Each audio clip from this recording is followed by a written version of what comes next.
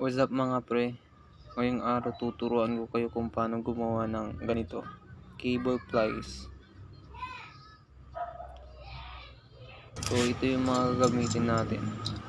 Pulley, dalawa yung kailangan natin yung mga pre. Tapos clamp, dalawa din. At saka lubid.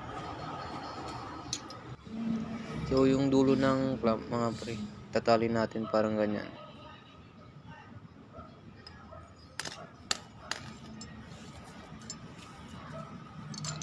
Tapos yung pulley, papasok natin dyan mamaya. Dyan natin papasok yung para pag ginuhit natin dyan nag-slide. Tapos yung pulley mga pre, lalagyan din natin ng tali dun sa may butas para dun yung pagkakapitan nung mamaya. Kasi yan, itatali natin. Tapos dyan pala natin siya ikakabit mga pre. Yan, kinakabit ko na mga pre. Fast forward lang muna tayo. Tapos yan, tapos na. Kinakabit na. Then yan, lalagay na natin yung lubid. Yan, sususok lang natin dun sa may butas.